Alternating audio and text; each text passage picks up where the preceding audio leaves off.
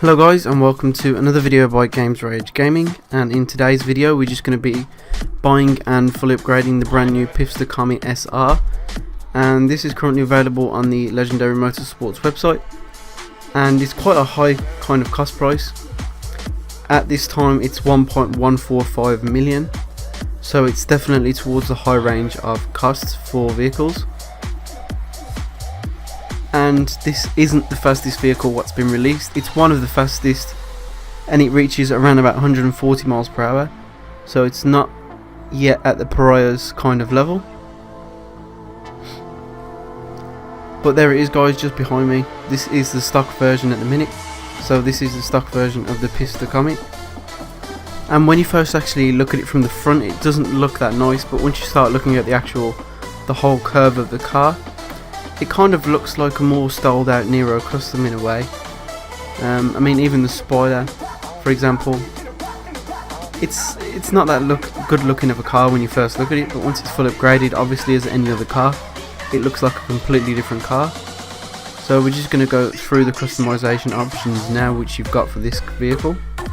So first of all, obviously you have the standard armor, which we're going to do 100%. Next is race brakes, followed by the front and rear bumpers, which we're just going to add the custom splitter and also the top range of the rear bumper. Apart from that, we're going to put the secondary intakes on the chassis along with the level 4 engine, and the exhaust we're going to go for the titanium tipped exhausts, followed by the extended arches. And when it comes to the hood, we always like to see a bit of carbon on the hood, so we're going to have the carbon hood for this vehicle. Next is the lights, so we're going to go for the Xeon lights and also the crew colour red underlight. Respray, we're going to go for the standard crew colour with the race yellow pearlescent. Also we're going to go for a secondary chrome.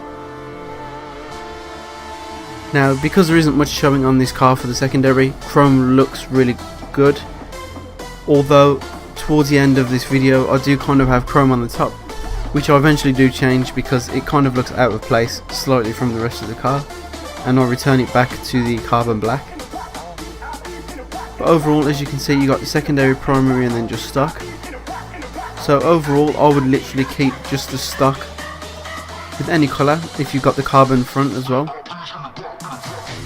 Next is the skirts, so we're going to have competition skirts, and the good thing about this vehicle is the spoilers aren't bigger than the actual width of the car itself. As we found out with the last car, that's a huge problem. Next is obviously your transmission and suspension, followed by turbo tuning, and with the tyres we're going to have high-end stock, so then we can change the actual colour of the tyres to the red.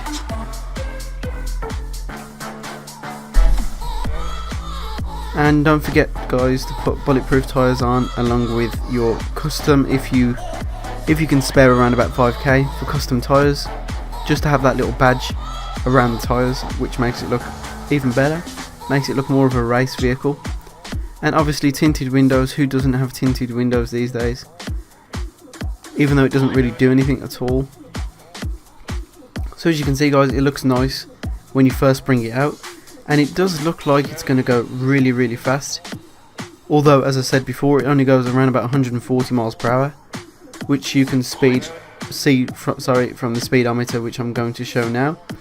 And another thing is, you can actually see the speedometer on this, whereas a lot of the other vehicles, the speedometer is that small, you just can't see at all what speed you're going unless you have it on screen, which you can't do without mods, so that's a shame.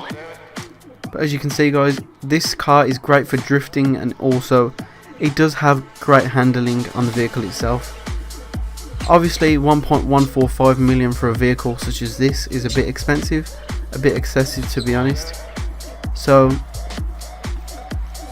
if I was you guys, I wouldn't really go ahead and get this vehicle, just because of the high cost price of the actual vehicle itself. But overall, it is a nice vehicle to drive. It's good for going around corners.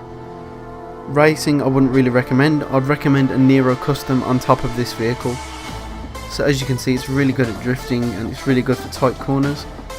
But overall, as I said guys, stay away from this car. There's no point at all in purchasing this. And that's really it for this video, guys. I hope you enjoyed, and if you did, please don't forget to leave a like, comment and subscribe. Even if I'm out to nothing, I know there's always something. It's not a fitness test, but it'll always keep me running. One good thing about music, when it hits you feel no pain, so I keep it close to me, make sure it never goes away.